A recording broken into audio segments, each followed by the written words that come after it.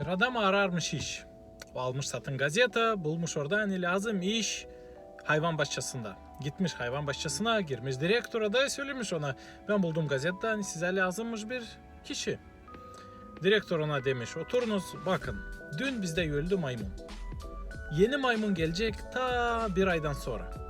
Ama hepsi insanlar kim gelirler hayvan bahçesine pek beğenirler maymunu.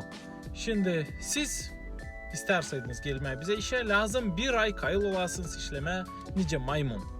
Biz sizi giydireceğiz maymun arabasına da sizle olacak. Bütün gün kletkada yersiniz banan, atlasınız, oynarsınız uşaklarla.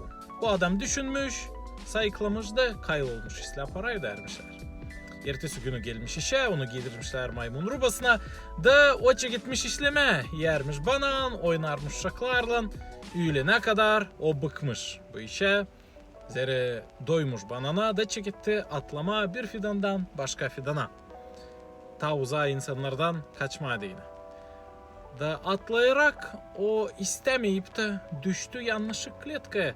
Zere duvarın hem tavanın arasında varmış bir aralık. O düşmüş yanlışlık kletkaya da o zaman görmüş hani orada var birkaç aslan.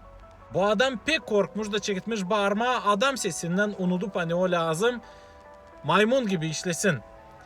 Yardım edin bana. O zaman aslan söylemiş ona adam sesinden. Sus, zere bizi ikimizi de kırladıcıklar işten. Faldoslar, bu meraklı hem şaka bir anlatma üreder bizi bir pek önemli işe. Hani her bir yalan gelecek vakit açan belli olacak. Biblia'da yazılar. Hani her bir yalan var günah. Kim kere biz sanırız. Hani ben şimdi lazım yalan söyleyeyim. Da bolacak taisla bana da başkasına da. Ama uzun perspektifaya bakarak her bir yalan fenalık getirecek. Hem senin yaşamana hem başka insanların yaşamasına da. Söyleyelim doğruluk birbirimize. Hem başkasına. Hem kendimize. İsus Hristos söyledi. Ben varım doğruluk.